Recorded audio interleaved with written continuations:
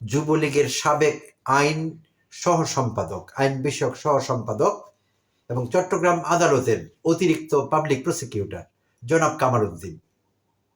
জনাব কামালউদ্দিন তার নিজের ফেসবুক আইডি থেকে একটি ভিডিও বার্তায় এই বক্তব্য রাখেন নেতাকর্মীর উদ্দেশ্যে, আওয়ামী লীগের নেতাকর্মীর উদ্দেশ্যে। তার বার্তাটি আরেকবার পড়ছি, ভালোই লাগছিল শুনতে।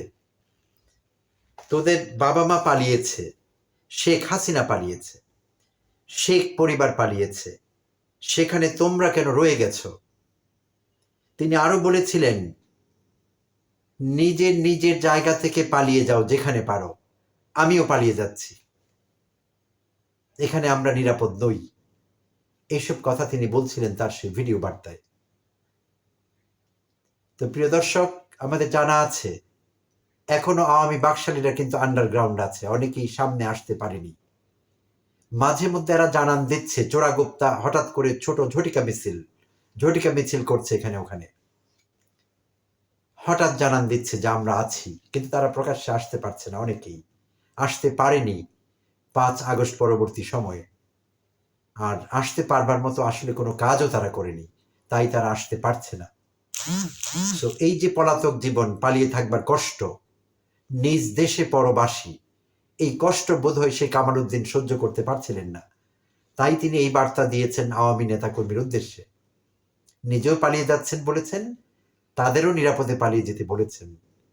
সো কতটা অনিরাপদ বোধ করলে, কতটা ইনসিকিউর ফিল করলে এরকম একজন হাই প্রোফাইল মানুষ, আমি হাই প্রোফাইলই বলবো, আদালতের অতিরিক্ত পাবলিক প্রসিকিউটর, যুবলীগের পদাধিকারী সাবেক, এরকম একজন পাওয়ারফুল লোক এতটা অসহায়ত্ব তার এই বার্তায় ফুটে ওঠে, সত্যি খারাপ লাগে। নিজেকে কত বড় হিরোইনা তিনি ভাবতেন মাত্র কয়েক মাস আগে, কিন্তু এখন দেখা গেল আসলে তিনি অত বড় হিরো তো নাই, তিনি আসলে জিরো না, তিনি মাইনাসে আছেন। তার অন্যান্য সহকর্মীরা, নেতাকর্মীরা মাইনাসে আছেন, কোনো অবস্থানই তারা নেই, থাকবার কোনো কারণও নেই। তো এখন কথা হলো,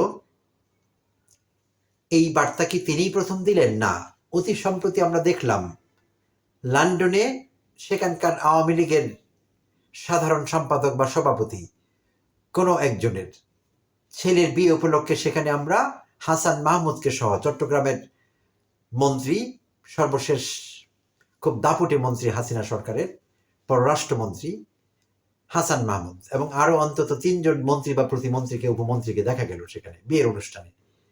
তারা খুব আনন্দ ফুর্তি করে বিয়ে খাচ্ছেন।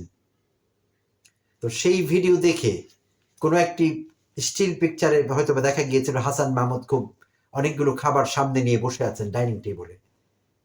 ছাত্রলীগের কোনো নেতা, ছাত্রলীগের কি যুবলীগের আমার ঠিক মনে পড়ছে না, কোনো একজন নেতা একটি ভিডিও দিয়েছিলেন তাকে গালাগালি করে, হাসান মাহমুদকে গালাগালি করে, যে ওখানে গিয়ে আপনারা ভুরি ভোজ করছেন আমাদের এখানে বিপদের মধ্যে ফেলে গিয়ে।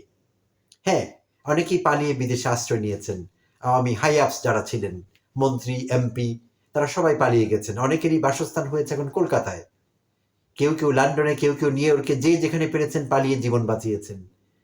একবারও নেতাকর্মীর কথা ভাবেননি যে আমরা যে পালিয়ে যাচ্ছি, আমার এই অসহায় নেতাকর্মীর কি হবে, যাদেরকে আমি এতদিন মিথ্যে বলে, কপটতার আশ্রয় নিয়ে আমার দলে ভিড়িয়েছিলাম, মিছিল মিটিংয়ে তারা আসতেন নিয়মিত, তাদের ছেড়ে আমি এখন পালিয়ে যাচ্ছি। একবারও তাদের কথা না ভেবে যে যেখানে পেরেছেন আশ্রয় নিয়েছেন। তো এখন হ্যাঁ, হাসিনা পরবর্তী সময়ে আমি আরো অনেককেই দেখেছি, পত্রিকায় দেখেছি, দুধ দিয়ে গোসল করে আওয়ামী লীগ ছেড়ে দিচ্ছেন, ছাত্রলীগ ছেড়ে দিচ্ছেন, যুবলীগ ছেড়ে দিচ্ছেন। তো প্রিয় আওয়ামী